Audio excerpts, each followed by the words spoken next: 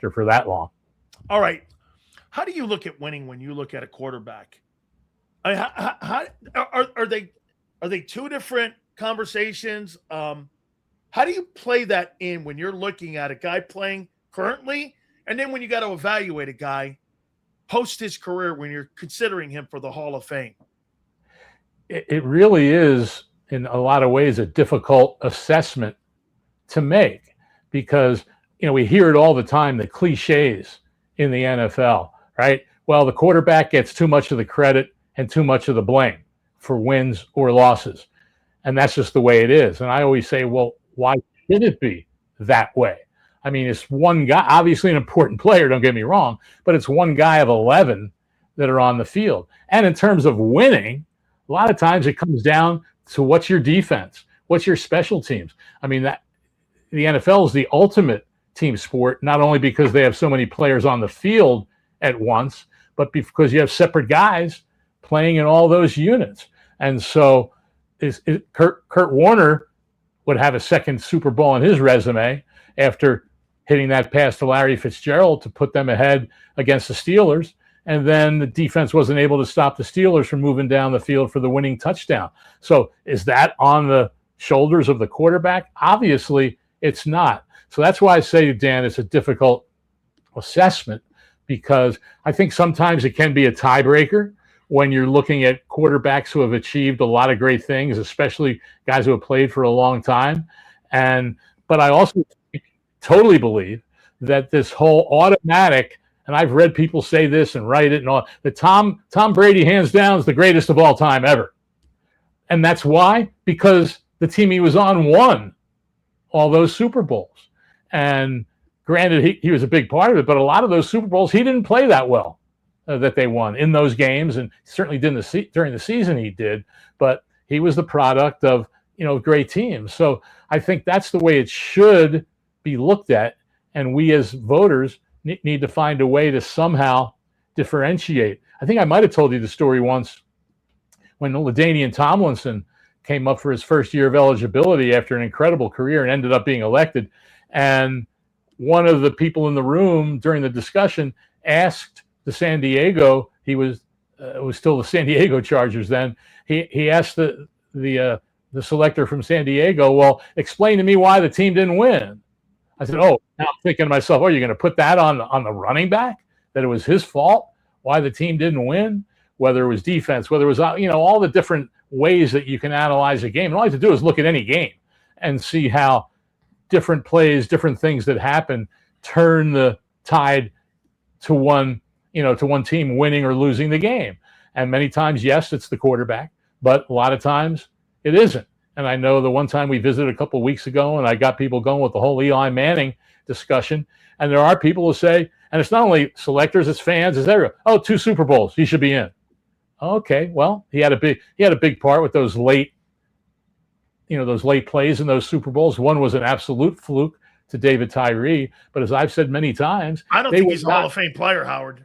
Right, and I question whether he is. And I've made the point that, and I've made it many times, that the Giants would not have even been in position to win that game late if it wasn't for the way the defense played in the Super Bowls against both times the Patriots. One of them when they were undefeated, and that was on the defense. But when you're picking, and so of course Eli Manning was the MVP, but when you're looking for a defensive player to maybe vote for, and you look at you say, oh gosh, who played great? I mean, a lot of guys did. There wasn't one guy who had 3 interceptions like like the famous Larry Brown did.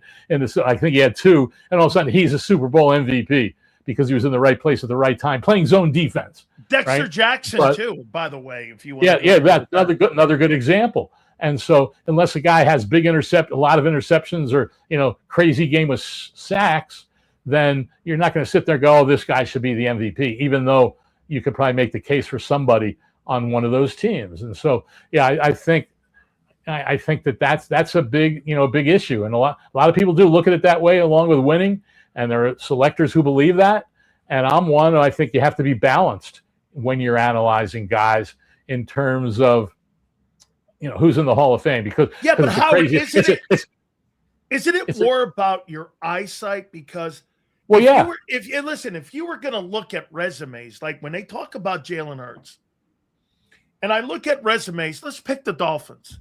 The greatest quarterback in Dolphins history by resume is Bob Greasy. 3 straight AFC championships, 2 Super Bowls. One of them, the freaking team was undefeated.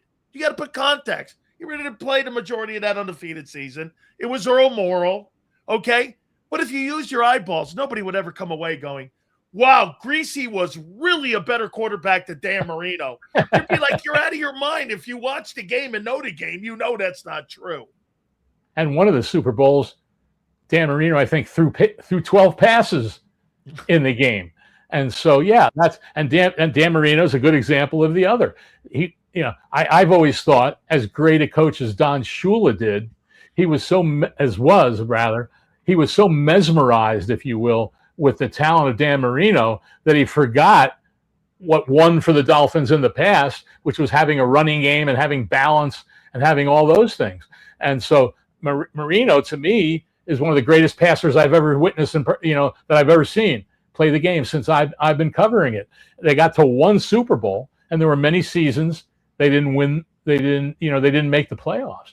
But the Broncos with John Elway never got that far until Terrell Davis was there. And they finally won. So that again just shows what a team game it truly is, and teams win. The other thing I hate more than, well, quarterbacks get all the credit or too much of the credit or too much of the blame. The other thing I hate is when someone will say, well, he won 2 Super Bowls, or he did this or he did that. It's not golf, it's not tennis, right?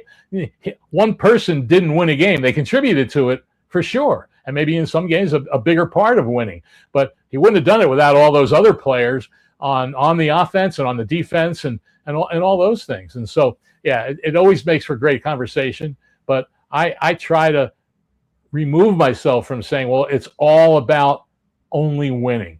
And hey, Marty Schottenheimer, to me, is one of the greatest head coaches in NFL history. Wherever he went, that team was usually number 1 in turnover ratio, right? And they usually won, right?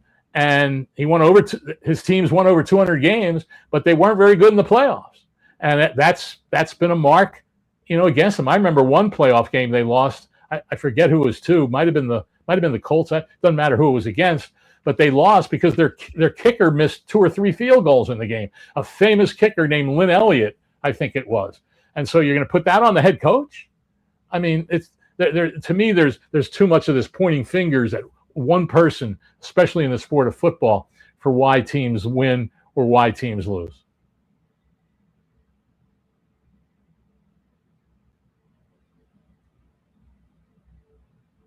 Issues here. There we go. Howard, you back here with us? Okay. Yep. I'm with you. Got you. Good. Okay. I wanted to move on to Lane Johnson. I'm going to read you this about Lane Johnson. 2-time Super Bowl winner, 2-time first team All-Pro, 6-time Pro Bowler, has been to 3 Super Bowls and has won 2 of them. Right tackle. When you look at a resume like that and you see the resumes that you look at for all the great offensive tackles that you have looked at to go and be enshrined in the Hall of Fame, is Lane Johnson a Hall of Fame player to you, in your opinion? I think he probably is. I don't know that he'll get in. I think he'll get certainly tremendous support. With 2 PED hits to his career. And I know you asked me about that a couple of weeks ago, I think, in terms of will that be a strike against him? And when you talk about winning, I think I mentioned this then. I probably should have figured that you might ask me about it again, and I'd get the numbers. But I remember noticing it. I don't remember if it was 4 or 5 years ago when he missed some games in a season for the Eagles. It's and all still of a sudden that way. And they weren't winning. I mean, if you look at you talk about winning, you talk about 1-loss record, and when he plays for that team, they win most of their games. And the other point about the Eagles, when you were talking there with Xander, is that with all the different things that you mentioned being most of the time a running team and all those things, they also had one of the best offensive line coaches for a long, long time who won't be there this year. And it's going to be interesting to see, how they do. I mean, heck, Dante Scarnecchia in New England through all that winning. I mean, he survived, I don't know how many head coaches in New England coaching there, that offensive line, for 30 plus years. And then there was a period of time, Dan, where he retired. He retired from the Patriots. They were still good. The division wasn't. Was that in a 10-year gap that he wasn't there? Yeah. For part of, not all of it, but part of it. Yeah. And then when he came back, boom, all of a sudden, I think I'm right on this. They went to the Super Bowl again. And so those offensive line coaches, I think, and those are the ones who don't get talked about a lot, but the offensive line coaches, you can make a long list of guys that I think are Hall of Fame worthy, but it's almost impossible, not almost impossible, it basically is impossible to get an assistant coach in the Pro Football Hall of Fame. And thus the Hall of Fame created these awards of excellence, which awards assistant coaches. They don't get a bust. They don't get the weekend. They don't get to do a speech, at least in front of the whole world, basically. But the Hall of Fame at least awards those guys because it's hard enough to get head coaches in, the quality and deserving ones, much less assistant coaches. And there's a lot of great ones: offensive line, offensive coordinators, defensive coordinators, and they're just basically don't even get any consideration. And I've always thought that that's an issue with the Pro Football Hall of Fame, just generally. Here's the numbers. Lane Johnson's not in. It's 18-27. When he's playing for the Eagles during his time, they've won 110 games and lost 57 and won. 110 and 57 and 1 when Lane's on the field. When Lane's not on the field, the Eagles are 18-27. There we go. Does that take? Do you look at something like that? Yeah, I definitely do. Definitely do. And there again, you don't want to say that he was totally responsible, but what he meant to that team and on that offensive line, I mean, we're all enamored overall in football with the quarterback and with the skill players and all those guys. But you can have all the skill guys in the world, but if your offensive line can't block anybody, you're not going to have much consistency on offense. I remember when Andy Reid, when they were in the Super Bowl, was against in fact, I think it was the game against the Eagles. And someone asked him about Howie Roseman, and he said, the thing about Howie that I always respected is he knew where games were won and lost, and that's in the trenches on the offensive and defensive lines. And the offensive line, especially if you don't have that line, then you have very little chance of having consistency on offense. You'll tease and you'll make plays. It's not like you'll never make a play, but third down, red zone, fourth quarter, things like that, that's where issues on the offensive line really rear its ugly head. And then what happened in that Super Bowl? They went out there, with two backups playing tackle, and they just got their head handed to them by the Eagles.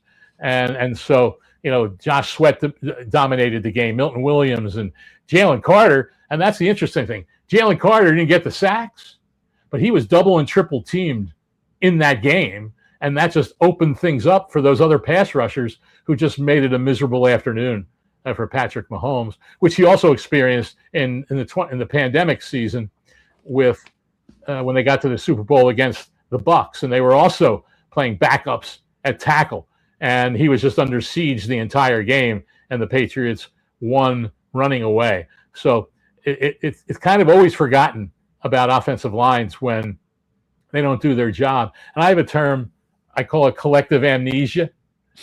Before the season, everybody talks about a team's line. Oh, they better improve the line. They better do this. They better do that. And then all of a sudden, whether it's for injury, whether they're not very good, instability, whatever it might be, if all of a sudden the offense isn't playing well, does anybody talk about the offensive line? No. They blame the quarterback, blame the play caller, or whatever it is. So they have collective amnesia about what they were saying about the offensive line before the season started. And I'll give you the Bears as a great example last year, Dan. Last season, all anybody was talking about, the genius Ben Johnson. And Caleb Williams pulling rabbits out of his hat and winning games, come from behind.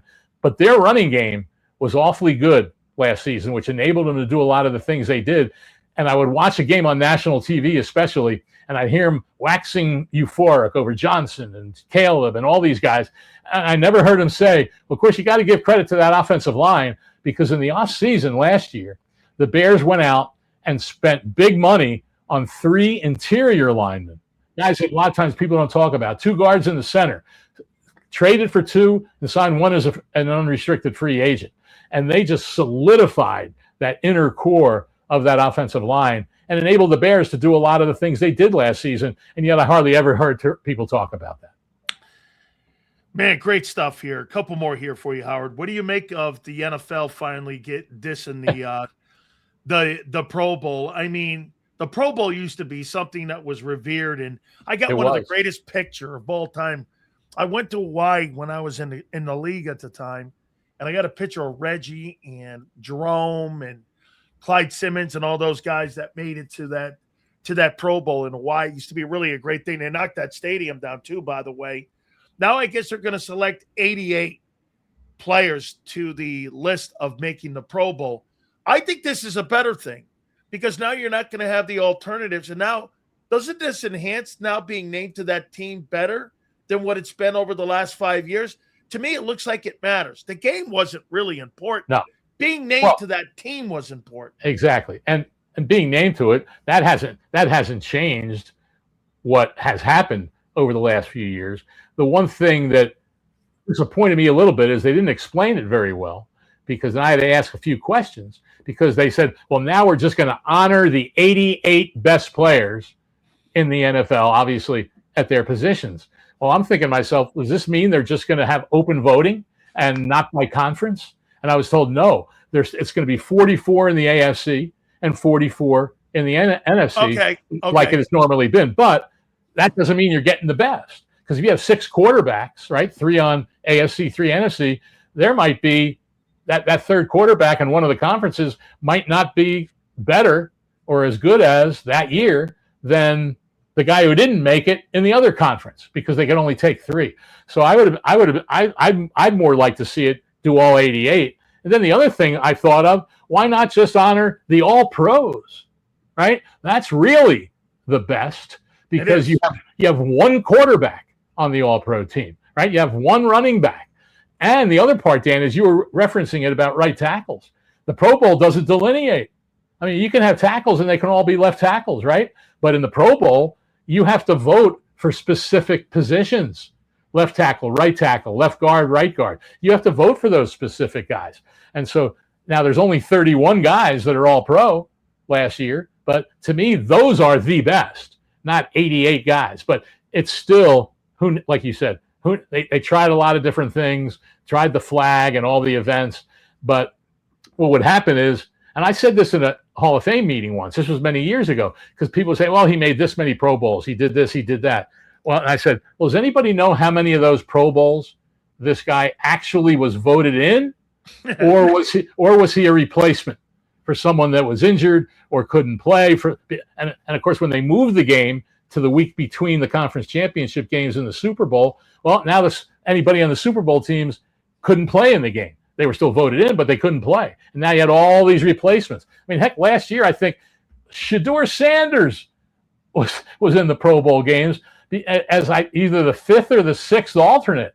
I mean, that's where it becomes kind of a joke, and guys just didn't want to participate for whatever reason. So, yeah, I think honoring it this way is much better. The flag football, who cares, and all that stuff.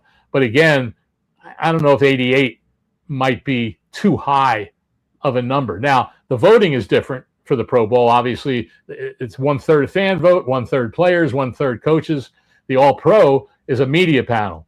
So I even put it on Twitter today. I said, why not just honor the All Pros, the 31 guys? And if you want to change the voting process to do it more people involved in it, so be it. No problem with that. But I think that it's certainly doing that the game, nobody's going to miss it, obviously, and a lot of the players won't miss it either. I'm going to ask you a question, and I don't mean to put you on the spot here. No, yes, you do. You always do. Okay, fair enough. I do the same thing to Jason and Armando, too. So here we go. All right. So 2027, this candidate is eligible for induction into the Pro Football Hall of Fame. I know you're going to say. If he had seven Pro Bowls, a Super Bowl championship, he's on the all 2010 teams. He's a 5-time first team All Pro. He was the Sporting News Offensive Player of the Year in 2018. does that qualify to make it to the Pro Football Hall of Fame? Probably would, just on those credentials. That's Probably Antonio would. Brown. Yeah, I had a feeling that's who you were talking about. And that's going to be a hell of a discussion, assuming he makes it to the finalists. I mean, there's some other, you look at some of the other first-time eligibles for that next class, and you've got Ben Roethlisberger, you got Adrian Peterson, you got Rob Gronkowski. And so it could be up in the air whether he even makes it, to the finals. And the thing that you wonder about is, does he make it? And does that then impact Torry Holt and Reggie Wayne, who are likely, you would think, likely to be back as finalists again? Steve Smith Sr., he was a finalist 2 classes ago and then wasn't a finalist last year when Larry Fitzgerald became a first-time eligible. So it's going to be very interesting to see what the 50 selectors believe about Antonio Brown, because obviously it didn't end well. And we have that whole discussion about on-field, off-field, but there's also no question that the things that Antonio Brown did, maybe not specifically on the field, although that game when he just walked off obviously was on the field, but the things that he did with his team, disrupted his team, all those things, to me, should be part of the discussion. And that's going to be quite an intriguing. I think he disrespected the game when he walked away from it. He did. He totally disrespected. He disrespected the game on a lot of occasions. And then here he had this chance to be with the Patriots, right? And he was with them very briefly. And it turned out that, I think, as I recall the story, they had asked him, "Is there something else that's going to come out about you? Is there something else?" He said, "No, I'm cool. Everything's good." And then within a week of being there, something else came out, and the Patriots quickly released him. So, and Tom Brady wanted him there. Brady wanted him. So that will be one of the, comparing it to Terrell Owens is, not outlandish in terms of, and you can make the argument that what Brown did in a lot of respects was worse, than Owens. So who do you think was a better player, Antonio Brown or Terrell Owens? It's probably pretty close. I would probably say maybe slightly to, Antonio Brown, with what he was able to do on a consistent basis. And I mean, T.O. was tremendous. There's no doubt about it. And a lot of times, oh gosh, how do you say who's better? There's, I always go back to the great Earl. It's one of the questions I hate the most of anything. Oh, who's better with this guy or that guy? I always go back to the great Bum Phillips, who, when he was coaching Earl Campbell back in the day, was asked once, "Is he the best running back you've ever coached or seen?" And Bum thought for a second, tugged on his cowboy hat, and then in that Texas drawl, which I cannot imitate, he said, "Well, I don't know, but he's among them." He's among them. He's among the best. And certainly in that respect, Antonio Brown was, no doubt about it. Last one here. So last week, I had Mike Martz on my Sports Grid show. And he said the biggest egregious thing that you guys have ever done, and it's one of the most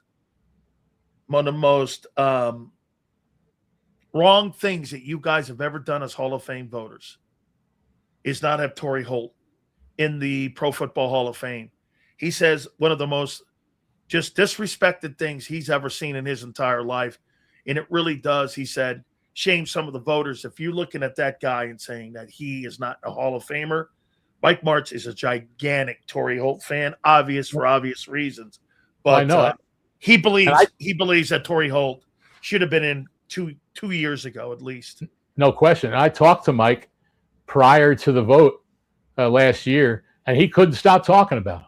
You expect that. I mean, he coached the guy, right? But he couldn't stop talking about it and how it's crazy, that he hasn't made it yet.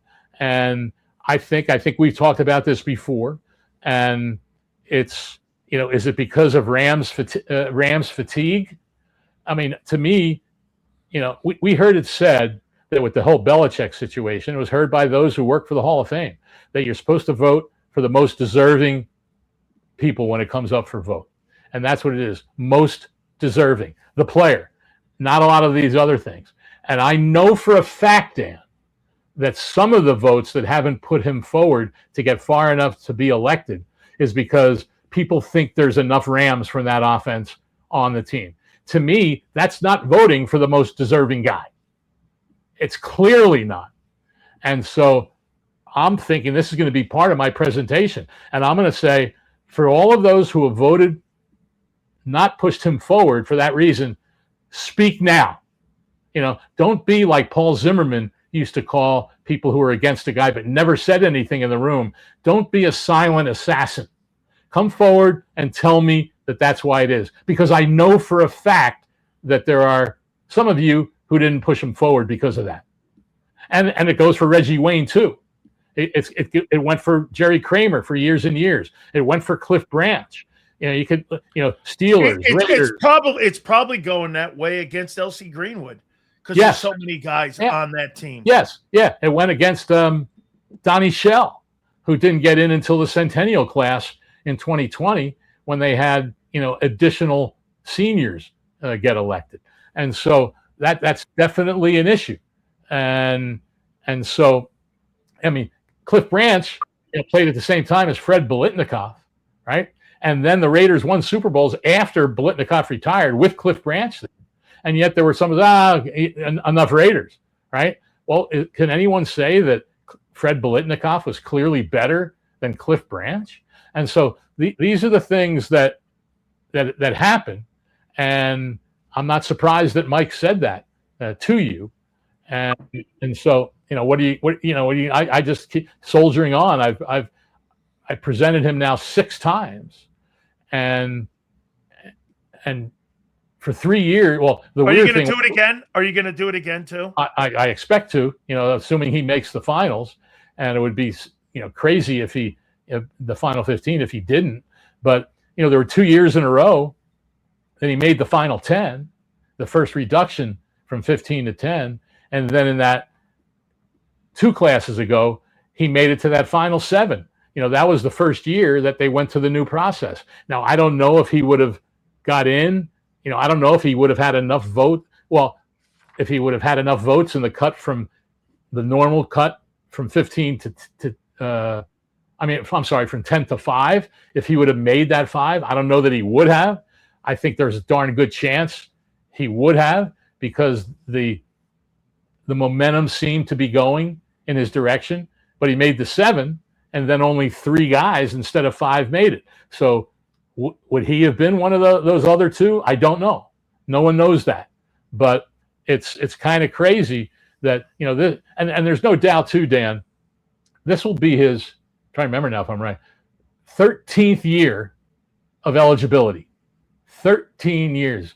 And let me see, 24, it might be 12. It's either 12 or 13. Lynn Swann didn't get into the Hall of Fame until his 14th year of eligibility. And I'm totally convinced that in the pecking order of Rams, because he and Isaac Bruce and Orlando Pace and Kurt Warner all became eligible for the first time the same year. And so now everyone's kind of creating a pecking order, right? And so the first year, Kurt Warner and Orlando Pace made the final 15. The receivers did not. Aeneas Williams was on that team too. He wasn't on. He's a Cardinal. Yeah, he in '99. He was in 2001. He wasn't on the Super Bowl. Oh, that's right. That's right. He wasn't on the Super Bowl team. Marshall Faulk was. Yeah. In '99, but he became eligible earlier because he retired earlier. So my point is, those 4 guys being eligible at the same time. And then I think when Isaac Bruce got in, because he was a finalist first, when Isaac Bruce got in, it still got Torry Holt into the final 15. But I think some are looking at it and say, well, Isaac Bruce is already in, these other guys in, too many Rams. That, to me, that should never enter anyone's mind about players from the team. That's where I'm going with you here. Okay, look, I'm not going to call any names out on this, but there were a couple guys who told me, a couple people, and Mike Martz said the same thing. He goes, one of the reasons why he's not in, so you really have people part of the 50, and I don't want you to say anything negative about anybody. Still, your metric and how you look at a Hall of Fame, those Steeler teams were great. Those Dolphin, not having Kuchenberg in the Hall of Fame and having Langer and Little, those guys were great.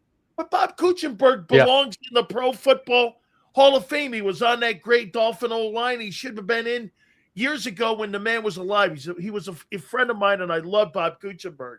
Agree 100%.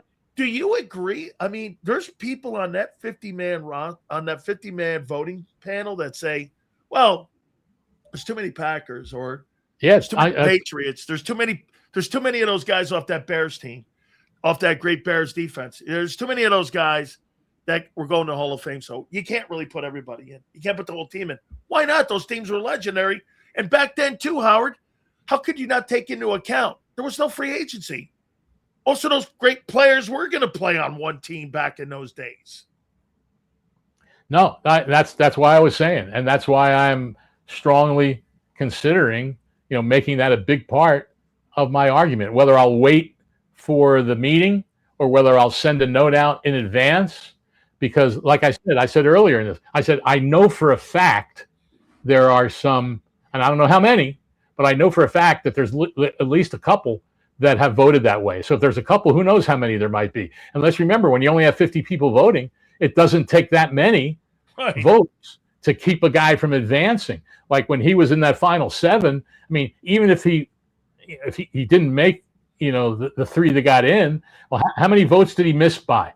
How many votes in terms of getting 40? Was he 4th? Was he 5th? Was he 6th? Whatever it was, it probably wasn't by very many votes. He's better than Andre Reed. He's better than Andre Reed. I know that. I played during that time. I know what, like you can even make the argument that Holt is as good as James Lofton. I don't see any difference in those two guys. Like Andre Reed, James Lofton, Torry Holt. They look the same to me. And I saw one selector, actually I can say his name, and he's not a selector anymore, Peter King.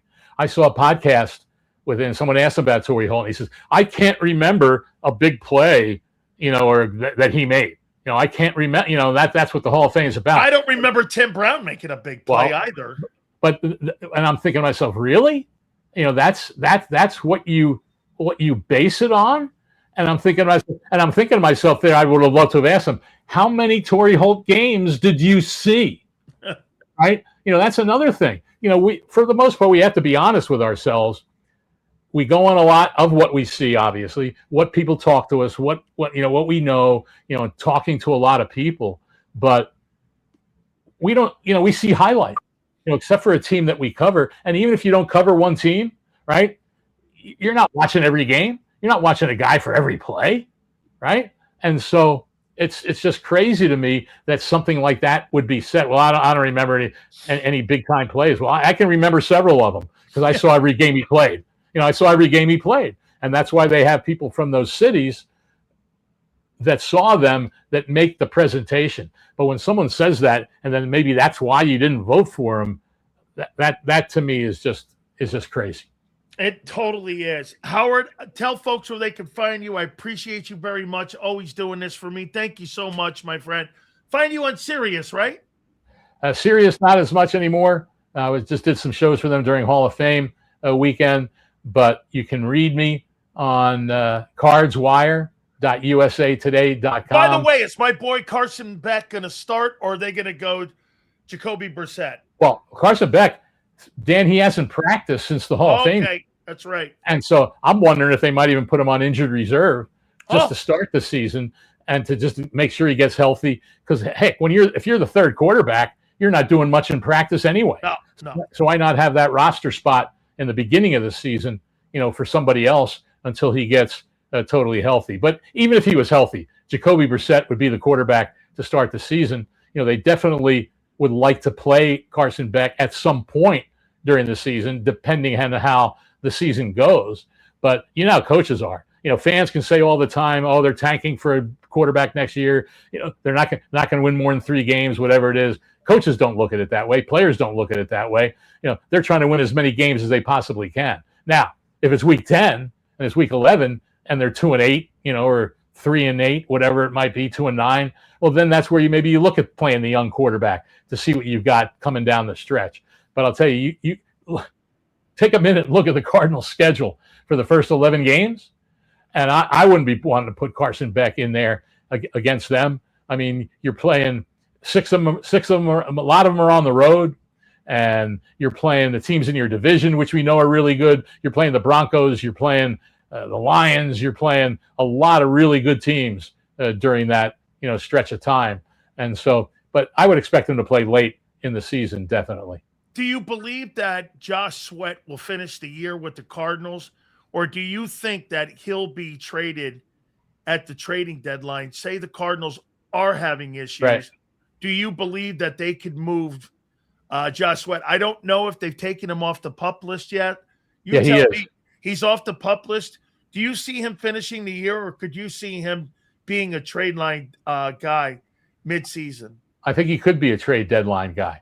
And the one thing about it is, he has this knee injury.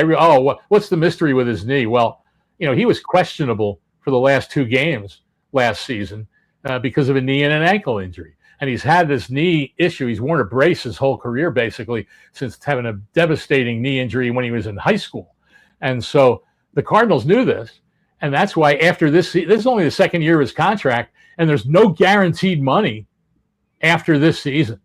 But his base salary jumps in the next 2 years to $17 million with a $23 million cap hit.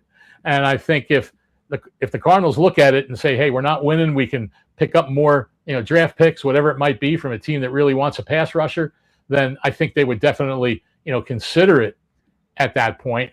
I'm sure, Dan, that they've had talks already with teams. They always say we're not trading, which you have to say. You're not going to come out and say, oh yeah, we want to trade the guy, right? But obviously they haven't gotten a deal that they think is worthwhile. Plus he's their best pass rusher, and they know any chance they probably have to win comes down to having him on the roster. But a lot of that second half malaise that they had last year from the defense was because he was injured for a good part of it. And not enough to keep him off the field, but he wasn't the same. His snaps went down precipitously in the second half of the season, which I wrote about on Cards Wire the other day. And he rarely made plays in the fourth quarter either. I think that's one of the reasons they kept his snap count down even before he was dealing with the injury, because they wanted him to be fresh in the fourth quarter of games.